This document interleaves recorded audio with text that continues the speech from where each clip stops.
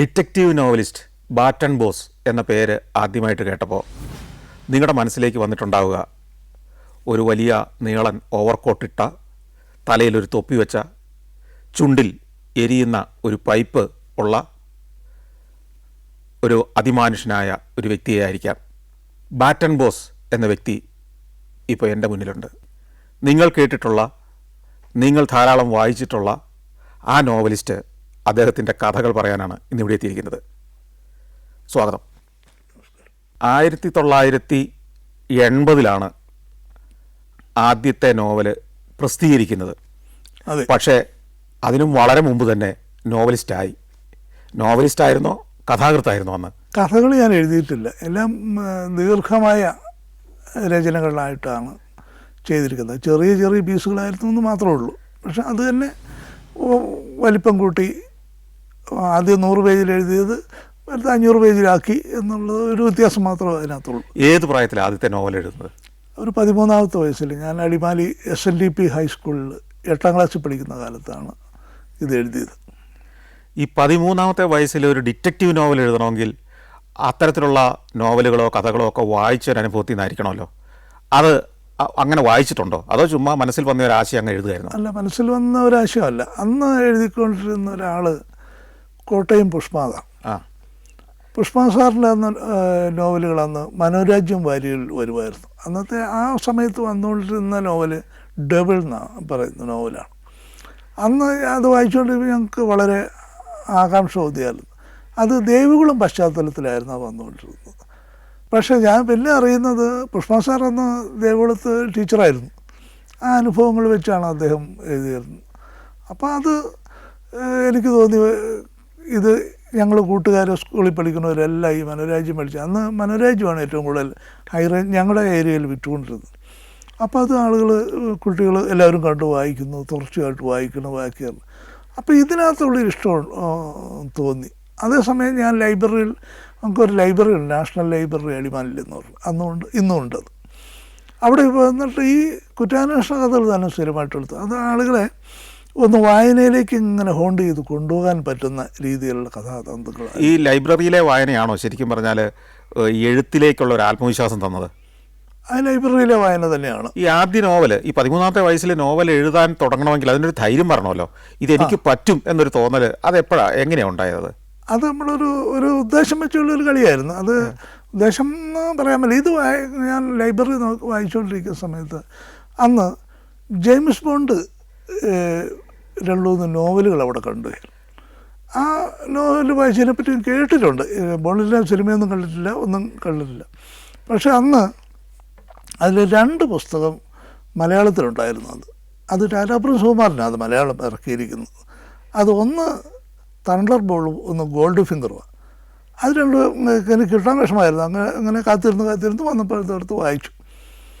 ആ വായിച്ചപ്പോഴാണ് എനിക്ക് ഇത് ഒരു ഐഡിയ, അതിൻ്റെ ഒരു കഥ ഗോൾഡ് ഫിംഗർ ഈ അന്നത്തെ സൂര്യനാസ്തമിക്കാത്ത സാമ്രാജ്യത്തിൻ്റെ തലവന്മാരായ ബ്രിട്ടീഷ് ഗവൺമെൻറ് ഈ ലോകത്തുള്ള സ്വർണ്ണം എല്ലാം കൊണ്ടുവന്ന് വെച്ചിരിക്കുന്ന സമ്പത്തെല്ലാം വെച്ചിരിക്കുന്നത് ലണ്ടൻ ബാങ്കിലാണ്. ഗോൾഡ് ഫിംഗർ ഈ ലണ്ടൻ ബാങ്ക് ഞാൻ കൊള്ളയടിക്കുക. അപ്പം ലോകത്തിലെ ഏറ്റവും വലിയ ധനികരായെന്ന് പറഞ്ഞുകൊണ്ടാണ് കഥ തുടങ്ങുന്നത്. അപ്പം ഞാൻ ഇത് പഠിക്കുന്ന സമയത്ത് എനിക്കന്ന് 8ാം ക്ലാസ്സിൽ പഠിക്കാതിരിക്കുന്നത് ഓസ്ട്രേലിയയുടെ ഒരു ചരിത്രമുണ്ട്. അപ്പോൾ ഓസ്ട്രേലിയയുടെ ചരിത്രത്തിൽ ഓസ്ട്രേലിയയിൽ ഏറ്റവും കൂടുതൽ സ്വർണ്ണഖനികളുള്ളതാണ് സദേൺ ഓസ്ട്രേലിയയിൽ. കൂൾഗാർലി, കിംബർലി എന്നാണ് ഇത് അറിയപ്പെടുന്നത്. അവിടെ നിന്നുള്ള ഈ സ്വർണ്ണമെല്ലാം വന്നിട്ട് ഇത് ബ്രിട്ടീഷുകാർ കൊണ്ടുവന്ന പെർത്ത് എന്ന് പറയുന്ന തുറമുഖത്ത് കൊണ്ടുവന്നിട്ടാണ്. അപ്പോൾ പെർത്തിലേക്ക് വരാനുള്ള റെയിൽവേ ലൈൻ അതൊക്കെ അത് ഉണ്ടായിരിക്കാം. ആ റെയിൽവേ ലൈനൊക്കെ ഉണ്ടെന്ന് നമ്മുടെ ഒരു സങ്കല്പമാണോ, അതോ ഉണ്ടോ? അത് റെയിൽവേനെ കാണുമായിരിക്കും, ഇത് കൊണ്ടുവരണമല്ലോ അവിടെ വരെ. അപ്പോൾ ബാക്കിയുള്ളത് നമ്മുടെ സങ്കല്പമാണ്. അപ്പോൾ ഡോക്ടർ ഇത് വന്നിട്ട് ഈ ട്രെയിൻ പോകുന്നത് 4-5 വാഗൺ നിറച്ച് സ്വർണം കൊണ്ടുപോകുമ്പോൾ ഇയാൾ ഡോക്ടർ സീറോ ഇതിനെ പിടിപ്പിച്ച്, ഡോക്ടർ സീറോ എന്നാണോ നമ്മുടെ കഥാപാത്രത്തിൻ്റെ പേര്. അപ്പോൾ അതിനെ ഈ വില്ലൻ ഇതിനെ അടിച്ചെടുത്തുകൊണ്ട് പോകുന്നത്. അതൊരു ജെയിംസ് ബോണ്ട് കഥകളുടെ ഒരു സ്വഭാവമാണ് അതിന്. അതെ, അതിൻ്റെ ഒരു ഇൻസ്പിറേഷൻ എനിക്ക് തീർച്ചയായിട്ടും ഉണ്ട്. ഈ എഴുതിയ നോവല് വേറെ ആരെങ്കിലും വായിക്കാൻ കൊടുത്തിരുന്നു അന്ന് 13ാമത്തെ വയസ്സിൽ എഴുതിയ നോവല്? ആദ്യത്തെ ഞാൻ ആ ഭാഗം ഉള്ളത് അതിൻ്റെ സ്കൂൾ ലൈബ്രറിയിൽ അതിൻ്റെ നമ്മളെ കഴുത്തുമാസികയുണ്ടല്ലോ അതിലാണ് കൊടുത്തിരിക്കുന്നത്. കുട്ടികളൊക്കെ വായിച്ചു അത്? കുറച്ച് പേരൊക്കെ വായിച്ചു. എന്നിട്ട് അപ്പം ഈ കഥ ശ്രീലങ്ക പശ്ചാത്തലത്തിൽ എഴുതിയിരുന്നത്. ഈ സാധനമൊന്നും ശ്രീലങ്ക പറഞ്ഞാൽ ശരിയാവില്ല എന്ന് തോന്നിയാറുണ്ട്. അവർക്ക് സ്വർണ്ണമൊന്നും ഇല്ലല്ലോ. അപ്പം അതിനെ വലുതാക്കി നമ്മൾ കൂട്ടിയിട്ട് പിന്നെ എനിക്കും ഓസ്ട്രേലിയയെ പറ്റി അറിയാൻ മേല, ചിലപ്പോൾ വേറെ ആർക്കും അറിയാൻ മേലായിരിക്കും എന്ന് വിചാരിക്കുന്നു. അന്നത്തെ കാലമാണ്, 50 വർഷം മുമ്പുള്ള അടിമാലിയിൽ നിന്നാണ് ഞാനിത് എഴുതുന്നത്. അപ്പം അങ്ങനെ വെച്ചുള്ളൊരു കള്ളടച്ചുള്ളൊരു കളിയായിരുന്നു അത്. ഈ 13ാമത്തെ വയസ്സിൽ ഇത് എഴുതിയതിന് ശേഷം പിന്നെ ഇത് പ്രസിദ്ധീകരണത്തിന്, വാരികയ്ക്ക് പ്രസിദ്ധീകരണത്തിന് കൊടുക്കുന്നത് 1980-ലാണ്. അതായത് പിന്നീട് ഒരു 7 കൊല്ലം കൂടെ കഴിഞ്ഞിട്ട് അല്ലേ? 21ാമത്തെ വയസ്സിൽ. എത്രാമത്തെ വയസ്സിൽ ഇത് ആദ്യത്തെ നോവൽ എഴുതുന്നത്? മീൻസ് പബ്ലിഷ് ചെയ്യുന്നത് ഏതാണ്ട് 18-19 വയസ്സാകുമ്പോഴത്തേക്ക്. ഓ ശരി. അപ്പോൾ മംഗളത്തിലാണോ അത് പ്രസിദ്ധീകരിക്കുന്നത്? അല്ല, മംഗളം ഒന്ന് ഇറങ്ങിയിട്ട് വരുന്നുള്ളൂ. അന്ന് വന്നത് മാമാങ്കമായിരുന്നു. അപ്പോൾ അവർ അത് അടിമാലിൽ വരുന്നുണ്ടായിരുന്നു. അവർക്ക് നോവൽ വേണമെന്നൊരു പരസ്യം അതിനകത്ത് കണ്ടു. ഞാനത് അയച്ചു കൊടുക്കും. അത് സ്വീകരിച്ചവരെ? അവരത് സ്വീകരിച്ചിട്ട് എന്നെ അവിടെ വിളിച്ചിട്ട് കോട്ടയത്തേക്ക് വിളിപ്പിച്ചു. അതെ, കണ്ടിട്ടൊരു ഇംഗ്ലീഷ് നോവലിൻ്റെ ട്രാൻസ്ലേഷൻ പോലെ തോന്നുന്നു, ഇത് ശരിയാണോ, നിങ്ങൾക്ക് സംസാരിക്കണം എന്നൊക്കെ പറഞ്ഞിട്ട് വിളിച്ചിട്ട് ഞാൻ പോയി പറഞ്ഞു, എനിക്കിതൊന്നും അറിയാമല്ലോ, ഇംഗ്ലീഷൊന്നും വായിക്കാനൊന്നും അറിയാമല്ലോ. പറയുന്നതിൻ്റെ ഒരു രീതി കൊണ്ട് അവർക്ക് മനസ്സിലായി കാണും ഞാൻ ഇത് പറയുന്നത് കോപ്പിയടിയല്ല. അല്ല, അത് പിന്നെ പബ്ലിഷ് ചെയ്യുകയായിരുന്നു. എത്ര ലക്കങ്ങളായിട്ട്? 30 അധ്യായങ്ങളായിരുന്നു. 30 അധ്യായങ്ങളായിട്ട്. അതിന് പ്രതിഫലം എന്ത് കിട്ടിയെന്ന്? ഒന്നും തന്നില്ല. ചെറുത് ഏതാണ്ട് 70 രൂപ വണ്ടിക്കൂലിയാണ് തന്നു. തരാമെന്ന് പറഞ്ഞിരുന്നു അദ്ദേഹം. ജോസ് കെ വതുപ്പ് എന്ന് പറഞ്ഞ ആളാണ് അദ്ദേഹം പിന്നെ അവിടെ നിന്ന് മാറുകയും. ഈ നോവല് പബ്ലിഷ് ചെയ്തതിന് ശേഷം മറ്റ് വാരികകളോ മറ്റോ നമ്മളോട് ആവശ്യപ്പെടുകയുണ്ടായോ, അതോ പിന്നെ നമ്മൾ ഇതിനു വേണ്ടിയുള്ള ശ്രമം തുടരുകയായിരുന്നോ ചെയ്തേ? അന്ന് ചെയ്തത് ഇത് എഴുതി കഴിഞ്ഞിട്ട് പിന്നെ ഞാൻ അതിൻ്റെ ഒപ്പം തന്നെ ആഫ്റ്റർ ഡെത്ത് എന്നും പറഞ്ഞു ഒരു നോവൽ. പിന്നീടും എഴുതിയതും എല്ലാം ഡിറ്റക്റ്റീവ് നോവലുകൾ തന്നെയായിരുന്നു. ഡിറ്റക്റ്റീവ് നോവൽ തന്നെയായിരുന്നു. പിന്നെ ഇത് വന്നിട്ട് അപ്പോൾ ഞാൻ കേരളഭൂഷണത്തിൻ്റെ വരാന്തി പതിപ്പിലേക്ക് നോവല് ഒരെണ്ണം അയച്ചു തരട്ടെ എന്ന് ചോദിച്ചു. അയച്ചു തരൂ, പേയ്മെൻ്റ് ഒന്നും തരികയില്ല എന്ന് പറഞ്ഞു. പക്ഷേ അവർ ഈ ആദ്യത്തെ അന്ന് ഈ വീക്കിലിയിൽ വരുന്നതായതുകൊണ്ട് ആദ്യകാലത്തെ നോവലുകളിൽ എല്ലാവരും ശ്രദ്ധിച്ചു, എല്ലാ പ്രസിദ്ധീകരണക്കാരും. അപ്പോൾ അവർ വായിച്ചിട്ട് പിന്നെ അവർ വിചാരിച്ചു അന്നേരം പറഞ്ഞു നമുക്ക് ഉടനെ തുടങ്ങാം കേരളഭൂഷണം വരാന്തി പതിപ്പ്. അത് പിന്നെ ഉടനെ അങ്ങ് പബ്ലിഷ് ചെയ്യുകയായിരുന്നു. ശരി. ഈ 2 പബ്ലിഷ് ചെയ്ത് കഴിഞ്ഞിട്ടും നമുക്ക് ഇങ്ങോട്ടൊരു ആവശ്യം വന്നില്ലേ, നോവൽ എഴുതി തരൂ എന്ന് പറഞ്ഞ്? ഇങ്ങോട്ട് വന്നു തുടങ്ങിയില്ല. എല്ലാവർക്കും നോവല് വേണം, പൈസ തരില്ല. അപ്പോൾ പൈസ ഇല്ലെങ്കിലും നമുക്കൊന്ന് എസ്റ്റാബ്ലിഷ് ചെയ്യാന്നുള്ളത് അന്നത്തെ കാലത്ത് ആവശ്യം ഉണ്ടായിരുന്നു. അത് നോവലിസ്റ്റായിട്ട് അറിയപ്പെടുക, അതാണ് പ്രധാനം. അറിയപ്പെടണം ഉള്ള ഒരു. അപ്പോഴത്തേക്കും പഠിത്തമൊക്കെ അവസാനിപ്പിച്ചോ? ഈ എഴുത്തിലേക്ക് പൂർണ്ണമായിട്ട് തിരിഞ്ഞു? അത് അങ്ങനെ പഠിക്കാൻ പറ്റിയ ഒരു സാഹചര്യം ആയിരുന്നില്ല. അതുകൊണ്ട് ഞാൻ അന്ന് വീട്ടിലെ സാഹചര്യമൊക്കെ എങ്ങനെയായിരുന്നു? വീട്ടിൽ എൻ്റെ അച്ഛൻ നേരത്തെ മരിച്ചു പോയത്, അമ്മ വേറെ വിവാഹം കഴിച്ചു. എന്നെ വളർത്തിയതൊക്കെ എല്ലാം അമ്മാവനാണ്. ശരി. അപ്പോൾ ഞാൻ 10ാം ക്ലാസ് കഴിഞ്ഞപ്പോൾ അമ്മാവൻ തൂങ്ങി മരിച്ചു. അടിമാലിയിൽ തന്നെയായിരുന്നോ? അതെ. അപ്പം ഞാൻ ഒറ്റയ്ക്കായിപ്പോയി. ഈ അമ്മാവന് തൂങ്ങി മരിക്കാനുള്ള സാഹചര്യം എന്താ ഉണ്ടായത്? അദ്ദേഹത്തിൻ്റെ ഒറ്റപ്പെടല് അങ്ങനെയൊക്കെ ഉള്ളായിരുന്നു. വേറെ ആരും ഞാൻ അദ്ദേഹം അടിമാലി തന്നെയായിരുന്നു. അതെ, കൂമ്പൻപാറ എന്ന് പറഞ്ഞ സ്ഥലത്തായിരുന്നു. അപ്പോൾ അവിടുന്ന് ഇത് കഴിപ്പിച്ച് ഞാനും ഒറ്റപ്പെട്ടു പോയി. അല്ല, അതായത് അമ്മയും ഇല്ല, അമ്മാവനും ഇല്ല, ഫാദറും നേരത്തെ തന്നെ മരിച്ചും പോയി. ആ സാഹചര്യത്തിൽ ഒറ്റയ്ക്കാണോ പിന്നത്തെ ജീവിതം? അതെ. ഈ അമ്മാവൻ്റെ മരണശേഷം പിന്നെ എവിടെയാണ് ജീവിക്കുന്നത്, താമസിക്കുന്നത്? അമ്മാവൻ്റെ മരണശേഷം എന്നുള്ളത് നമുക്ക് അവിടെ കുറേ സ്ഥലങ്ങളുണ്ടായിരുന്നു ഞങ്ങൾ താമസിച്ചുകൊണ്ടിരുന്ന സ്ഥലം. അപ്പോൾ അമ്മാവൻ എന്ന് പറഞ്ഞാൽ ഞങ്ങൾ അച്ഛൻ എന്നാണ് പറയുന്നത്. അച്ഛൻ്റെ സഹോദരങ്ങൾ വന്നു, അവരാണ് അവകാശികൾ എന്നൊക്കെ പറഞ്ഞു. അവരത് വീതം വെച്ച് കൊണ്ടുപോയി.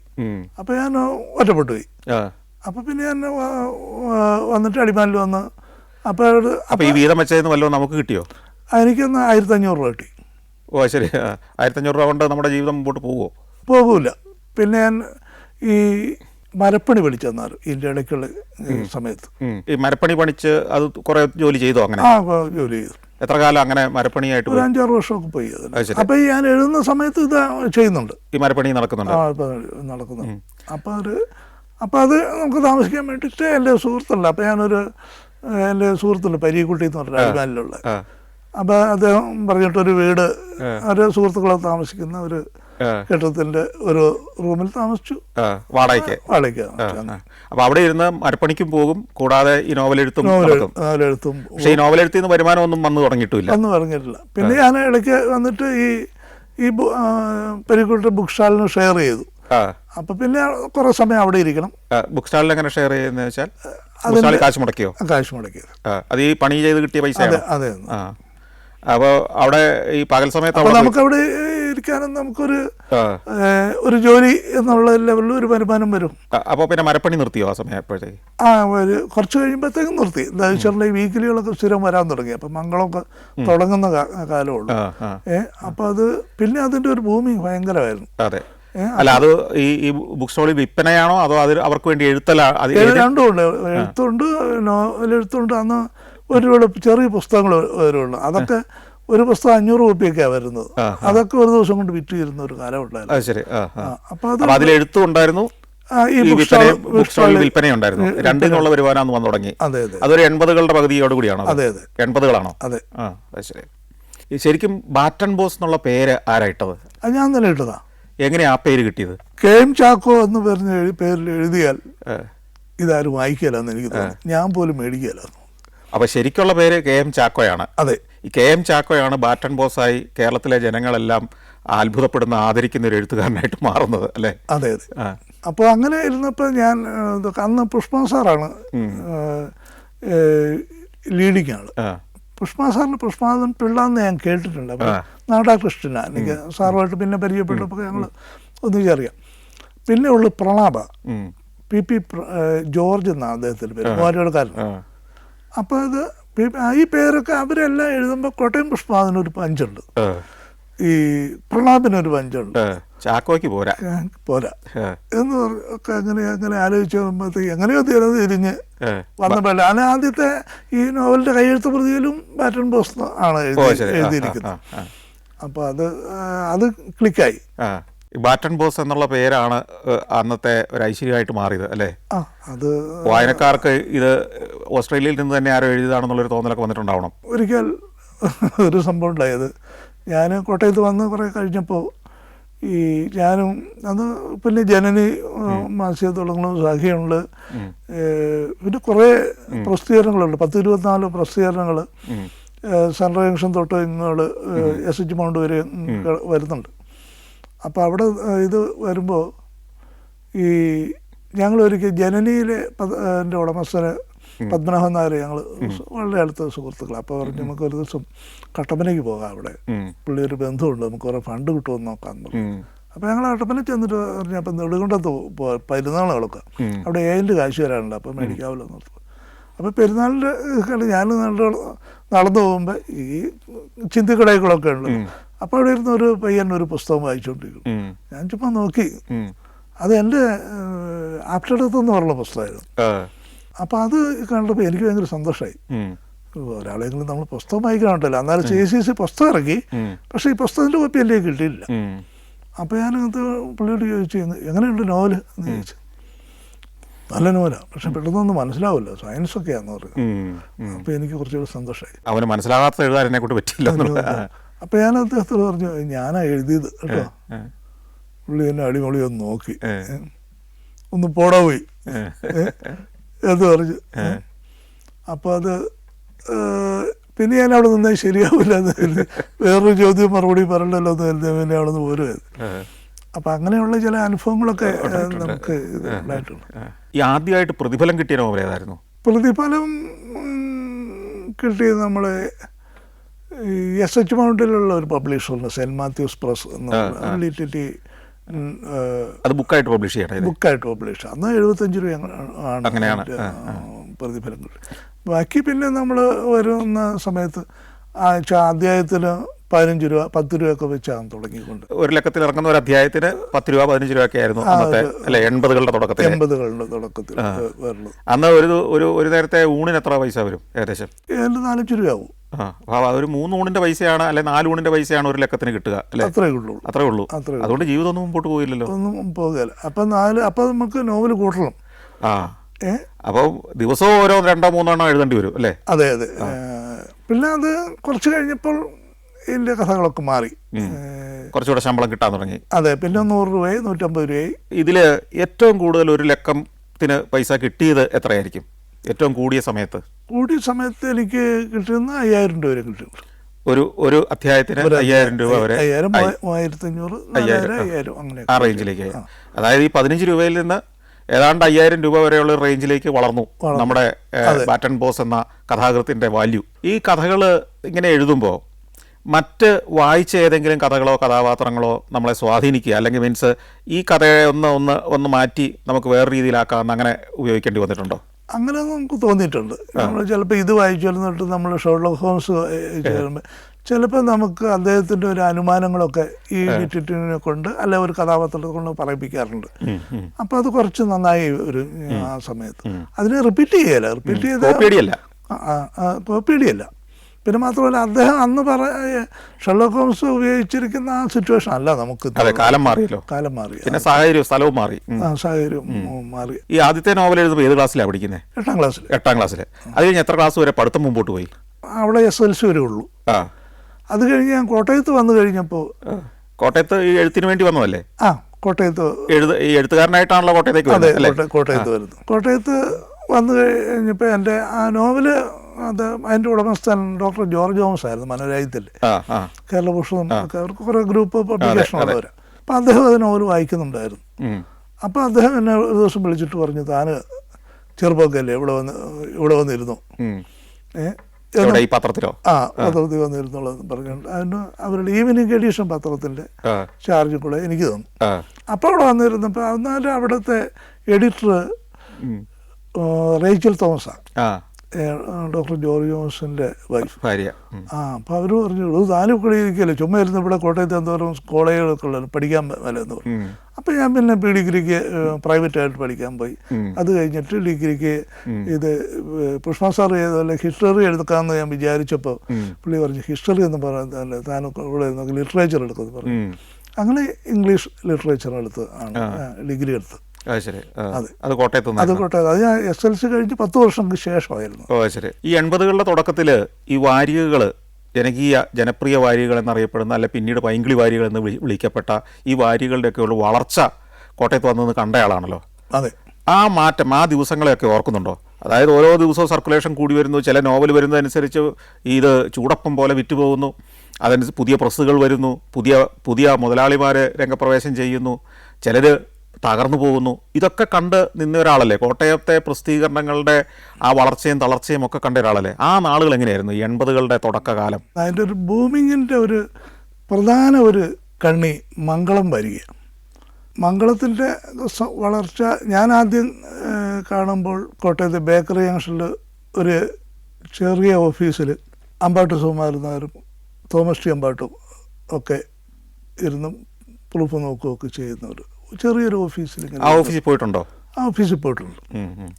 ചെറിയൊരു സ്ഥാപനമായിട്ടാണ് വന്നടുത്ത്. അവിടെ തന്നെ ഒരു ട്രെഡിൽ മെഷീനുണ്ട്, അതൊക്കെ വായിച്ചു. പിന്നെ ഞാൻ അടുത്ത പ്രാവശ്യം ചെല്ലുമ്പോഴത്തേക്കും ദീപികയുടെ സൈഡിലൊരു ഓഫീസിൽ ആണ്. അപ്പോൾ അന്ന് പുസ്തകങ്ങൾ അവർ ഇറക്കുന്നുണ്ട്, ചെറിയ പുസ്തകങ്ങളൊക്കെ. അന്ന് ആർട്ടിസ്റ്റ് രഘുവാണ് അത് ചെയ്തുകൊണ്ട്. അന്നും ഈ ഇതിൻ്റെ ഉടമസ്ഥ വർഗീസ് സാറ് ദീപികയിൽ ജോലി ചെയ്യുന്നുണ്ടെന്നാണ് ഞാൻ കരുതുന്നത്.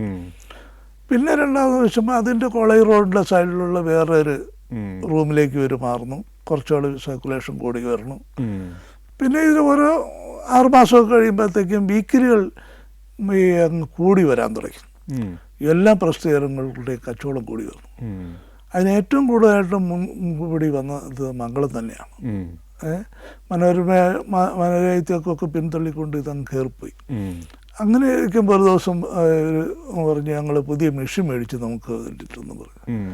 അപ്പോൾ അവർ മനോരാജ്യത്തിൻ്റെ കേരളഭൂഷണം അടിച്ചുകൊണ്ടിരിക്കുന്ന റോട്ടറി മെഷീൻ ഇവരെടുത്ത് ഇവരുടെ വീടിനടുത്തുള്ള മംഗളത്തിന് ഉടമസ്ഥൻ്റെ വീടിന് അടുത്തുള്ള ഒരു ഷെഡിലേക്ക് മാറ്റി. ഞാനവിടെ പോയി കണ്ടിട്ടുള്ള പഴയ. പിന്നെ കാണുന്നത് മംഗളത്ത് ചോട്ടുവേലിയിൽ സ്ഥലം മേടിച്ചിട്ട് ഫുള്ള് വീക്കിലി ബൈൻഡിങ് ചെയ്യുന്ന പ്രിൻറ്റിങ്ങിൻ്റെ ശബ്ദകോലാഹലങ്ങളൊക്കെ ആയിട്ടുള്ള വലിയൊരു ഓഫീസ്, വലിയ സെറ്റപ്പിലുള്ളൊരു ഓഫീസാണ്. അന്നേരം തന്നെ തൃശ്ശൂരിലെ ഏജൻറ്റിന് തന്നെ 2 ലക്ഷം കോപ്പിയുണ്ട്. ഒരു ഏജൻറ്റാണ് തൃശ്ശൂർ ഏജൻ്റ് ആൻഡോയ്ക്ക്. അപ്പോൾ അതൊരു ഇതങ്ങ് ഭയങ്കരമായിട്ട് ഞങ്ങൾ അടിമാലിൽ ഉള്ളത് ഞങ്ങൾക്ക് 5000 കോപ്പി എടുത്തോളം വീക്കിലി വന്ന് തുടങ്ങിയിട്ടുണ്ടായിരുന്നു. അതെ, അതിനോടനുബന്ധിച്ചുള്ള ഈ നമ്മൾ വെങ്കിളി എന്ന് പറയുന്ന ഈ വീക്കിലികൾക്കെല്ലാം കോപ്പികൾ വളരെ അങ്ങ് കൂടി. നോവല് ആദ്യകാലത്ത് പബ്ലിഷ് ചെയ്യാൻ നമ്മൾ അങ്ങ് കൊണ്ടുപോയി കൊടുത്തു, പ്രതിഫലമില്ലാതെ പബ്ലിഷ് ചെയ്യാൻ നമ്മൾ അനുവാദം കൊടുക്കേണ്ടി വന്നു എന്നൊക്കെ പറഞ്ഞു. പിന്നീട് ഈ നോവല് ഇവർക്ക് എല്ലാവർക്കും ആവശ്യമുള്ളൊരു നോവലിസ്റ്റായി മാറിയ ഒരു കാലമില്ലേ? ആ ദിവസങ്ങൾ എങ്ങനെയായിരുന്നു? നമ്മളിത് ആയി എന്ന് പറയുമ്പോൾ ഇതിന് പിന്നിലൊരു അധ്വാനമുണ്ട്. അതായത് ഞാനൊരു നോവൽ അടിമാലിയിൽ നിന്നാണ് എഴുതുമ്പോൾ ഒരു നോവലുമായിട്ട് ഞാൻ കോട്ടയത്ത് വരുന്നു. കോട്ടയത്ത് നമുക്ക് പരിചയമുള്ള സ്ഥാപനമായതുകൊണ്ട് ഞാൻ മാമാങ്കത്തിൽ വരുന്നു. അപ്പോൾ എഡിറ്റർ പുന്നമോള് ദേവദാസ്.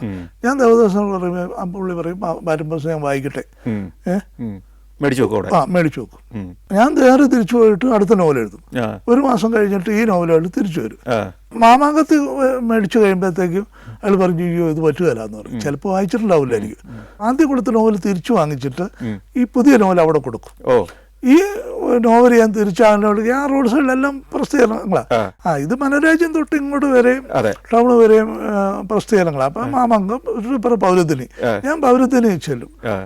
പൗരത്തിന് ചെല്ലുമ്പോൾ ശശികുമാർ പാണ്ടലാണ് അതിൻ്റെ എഡിറ്റർ, അനീന തിക്കയമാൻ എൻ്റെ ഉടമസ്ഥൻ. അവിടെ ചെല്ലുമ്പോൾ വായിക്കട്ടെ എന്ന് പറയും.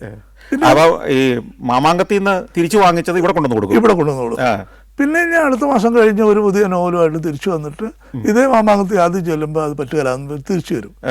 അപ്പോൾ ഞാൻ ഈ നോവൽ വായിക്കാൻ കൊടുക്കും. ഈ നോവൽ വായിക്കാൻ കൊടുത്തിട്ട് പൗരത്തിന് കൊടുക്കുമ്പോൾ തിരിച്ചു വന്നെടുത്ത് കൊണ്ടുപോയി അടുത്ത പൗരത്തിന് ചെല്ലുമ്പോൾ അത് പറ്റുകയില്ല എന്ന് പറയും. അത് തിരിച്ചു കഴിച്ച് ഇത് കൊടുത്തിട്ട് പിന്നെ തിരിച്ചു വന്നിട്ട് മനഃശബ്ദം വരാം വിദ്യാർത്ഥി മിത്രക്കാരുടെ എന്താണ് അവിടെ കൊടുക്കാം. അവിടെ ആറന്മുള വിജയകുമാറും ഇരിക്കുന്നത്. അപ്പോൾ വിജയകുമാർ കൊടുത്തിട്ട് വായിക്കട്ടെ എന്ന് പറയും. ഈ നോവൽ അവിടെ കൊടുക്കും. ഞാൻ പിന്നെയും തിരിച്ചു പോകും. അങ്ങനെ ഫലത്തിനൊന്നും പബ്ലിഷ് ചെയ്യുന്നില്ല. എഴുത്ത് നടക്കുന്നുണ്ട്. അപ്പം എനിക്കിതല്ലാണ്ട് വേറെ മാർഗമില്ല. ഞാൻ ഇതിനും കൊണ്ട് പോകുള്ളൂ എന്ന് തീരുമാനിച്ചിരിക്കുക. പിന്നെ പോയിട്ട് അന്നേരം തന്നെ ഇരുന്ന് എഴുതിയിട്ട് 30 ദിവസം കൊണ്ട് 30 അധ്യായമുള്ള ഒരു നോവലുമായിട്ട് തിരിച്ചു വന്നിട്ട് ഇത് പൊന്നമോള് ദേവദാസിൻ്റെ അടുത്ത് ചെല്ലും. അപ്പോൾ ഞാൻ പറഞ്ഞു ഇത് പറ്റുമല്ലോ കേട്ടോ. അത് തിരിച്ചു വരും. പൗരത്തിന് വരും. അപ്പോൾ ഇവിടെ നിന്ന് മേടിക്കണം അവിടെ കൊടുക്കും. അപ്പോൾ ഈ 2-3 സ്ഥലത്തു നിന്നൊക്കെ ഇത് പറ്റിയാലെന്ന് പറയുമ്പോൾ നമ്മൾ മനസ്സ് മടുക്കാറില്ല. നമുക്ക് തോക്കാൻ തയ്യാറല്ല. അതല്ല. അല്ല, ഇതൊന്ന് തിരുത്തി എഴുതണമെന്നും തോന്നിയില്ല അന്നേരം? ഇല്ല, അതിനുള്ള ഈ തിരുത്തണമെന്നുള്ള കാര്യമൊന്നും ഇവർ പറയുന്നില്ലേ. പിന്നെ പറ്റിയാലെന്ന് പറയാനുള്ള കാരണം എന്താ? അതൊന്നുമില്ല, ഇത് നമുക്ക് പറ്റൂല എന്നുള്ള മാത്രമേ പറയുള്ളൂ. അതിനോട് പിന്നെ നമ്മൾ തർക്കിച്ചിട്ട് കാര്യമൊന്നുമില്ല. അല്ലാതെ ഇങ്ങനെയാക്കാം, ഇന്ന ക്യാരക്ടർ മാറിയാൽ മതി എന്നൊരു സജഷനൊന്നും ആവില്ല. അടുത്ത പ്രാവശ്യം വരുമ്പോഴത്തേക്കും മാമാങ്കത്തിൽ ചിലപ്പോൾ പറയും ഇത് നമുക്ക് അടിക്കാൻ കേട്ടോ, കുഴപ്പമില്ല, ഞാൻ നിങ്ങളെ വിളിക്കാനിരിക്കുകയായിരുന്നു എന്ന് പറയും. അപ്പോൾ അപ്പം ഒരു അഡ്വാൻസ് ഒക്കെ മേടിക്കും. അപ്പം പിന്നെ പൗരത്തിന് ഇതെല്ലായിടത്തും ഇത് വർക്കാവും. അപ്പം അന്നേരം കൊണ്ട് നോവൽ എൻ്റെ കയ്യിലും ഇരിക്കുന്നുണ്ട്. അടുത്ത ചൊവ്വാഴ്ച അടിക്കുമ്പോഴത്തേക്കും ഈ 4 പ്രസിദ്ധീകരണങ്ങളിലും ഒരേ സമയം അനൗൺസ് ചെയ്തോളിക്കും ബാറ്റൺ ബോസിൻ്റെ നോവൽ. അപ്പോൾ എല്ലാവരും എല്ലായിടത്തും നോക്കിയാലും നമ്മുടെ നോവലാണ്. അതെങ്ങനെ സംഭവിച്ചതെന്നുള്ളത് എന്നും കണ്ടുകൊണ്ടിരിക്കുന്ന സാബു മംഗളത്തിലെ ഇപ്പോഴും നമ്മുടെ സാബു ഇയാളാണല്ലോ ഇവിടെ മുഴുവൻ കത്തിയേക്കളെ, ഞങ്ങൾക്കും വേണം കേട്ടോ പറഞ്ഞോളൂ. ഞാൻ 2 ദിവസം ഇരുന്ന് എഴുതാം, ഒരു അഡ്വാൻസ് തരാൻ കാശ് മേടിച്ചു തരും. ഓൾറെഡി നോവൽ ഞാൻ കൊണ്ടുവന്ന നോവൽ എൻ്റെ കയ്യിലുണ്ട്. 2 ദിവസം കഴിഞ്ഞ് ഞാൻ ഗസ്റ്റ് ഹൗസിൽ പോയി ഇരുന്ന് വേറൊരു കഥയൊക്കെ ആലോചിച്ചിരുന്ന അത് ഒറ്റ ഇരിപ്പിലാണ് എഴുതി തീർക്കും. അത് കഴിഞ്ഞിട്ട് പിറ്റേ ദിവസം കൊണ്ടുവന്നിട്ട് ഞങ്ങൾ സാബുവിൻ്റെ അടുത്ത് സുമാരതാരും പറഞ്ഞു പെട്ടെന്ന് വേണം നമുക്ക് കൊടുക്കാമെന്ന് പറയുന്നത്. അഗ്നിമേഘങ്ങൾ എന്ന് പറയുന്ന പോലെ കൊണ്ടുവന്നു അവർക്ക് കൊടുത്തു. അപ്പം ആ വീക്കിൽ മനോരമയും മനോരമ ഒഴിച്ചുള്ള സകല വീക്കിലുള്ളൂ നമ്മുടെ അടുത്ത നോവൽ വരുവാണ്. ദിവസം എൻ്റെ കൂടെ വർക്ക് ചെയ്തിരിക്കുന്ന ഒരു ക്യാമറമാനാണ് ബാറ്റൺ ബോസ് എന്ന് പറഞ്ഞിട്ട് പുള്ളിക്ക് അങ്ങ് വിശ്വാസം വന്നില്ല. അത് മരിച്ചു പോയില്ലേ എന്നൊക്കെയാണ് ചോദിക്കുന്നത്. ഈ പേര് ഞാൻ കേട്ടിട്ടുണ്ട്. റേഞ്ചറാണോ പിന്നീട് സിനിമയായി മാറിയത്? റേഞ്ചർ അത് പിന്നെ തമിഴില് ക്യാപ്റ്റൻ പ്രഭാർ എന്ന പേരിൽ ആയി. ശരി, അത് വലിയ ഹിറ്റായിരുന്നില്ലേ തമിഴില്? വലിയ ഹിറ്റായിരുന്നു. അതിന് പ്രതിഫലം എന്ത് കിട്ടിയെന്ന് അത് ഞാൻ അറിഞ്ഞു പോലില്ല. ഞാൻ സിനിമ ഉണ്ടോന്ന് മാത്രമേ ഉള്ളൂ. എനിക്ക് അതിന്റെ റേറ്റ് ഒന്നും കിട്ടിയിട്ടുണ്ട്. അല്ല, നമുക്ക് ക്രെഡിറ്റ് പോലും തന്നില്ലല്ലോ. ഒന്നും തന്നില്ല. ഒരേ സമയം നമ്മൾ 7 വീക്കിലികൾക്ക് നോവൽ എഴുതുമായിരുന്നു. ഈ കഥാപാത്രങ്ങളൊക്കെ മാറിപ്പോയില്ലേ? റയറായിട്ട് സംഭവിച്ചിട്ടുണ്ട്. ഇത് തിരിച്ചെടുത്തോ അതോ പബ്ലിഷ് ചെയ്ത് പോയോ? ഒരെണ്ണത്തിൽ വന്നു. വായനക്കാരൊന്നും പറഞ്ഞില്ല എന്ന് തോന്നുന്നു. പക്ഷേ എഡിറ്ററുകളുണ്ടായി. ഈ ഫ്ലൈറ്റിൽ കയറി പരിചയമില്ലാത്ത കാരണമുണ്ട്. ഞാൻ ഒറ്റയ്ക്കേ ഉള്ളൂ. ആൾക്കാർ വേറെ ഉണ്ടെങ്കിലും ഞാൻ പറഞ്ഞു ഞാൻ ട്രെയിനിന് പോയിക്കൊള്ളാമെന്ന്. പേടിയായിരുന്നോ ശരിക്കും ഫ്ലൈറ്റിൽ കയറാൻ? പേടിയായിരുന്നു. അല്ല, ഇത്രയും ത്രില്ലിങ് കഥകളൊക്കെ എഴുതുന്നയാൾക്ക് ഫ്ലൈറ്റ് കയറാൻ പേടിയാണെന്നുള്ളത് മനുഷ്യന് വിശ്വാസം വരികയില്ല. അപ്പോൾ ഇടയ്ക്ക് എന്നപ്പോൾ എൻ്റെ സുഹൃത്ത് വിളിച്ചു പറഞ്ഞ് നമ്മൾ പ്ലാൻ ചെയ്തിരുന്ന ആ ഫ്ലൈറ്റ് ക്രാഷ് ആയിപ്പോയി എന്ന്.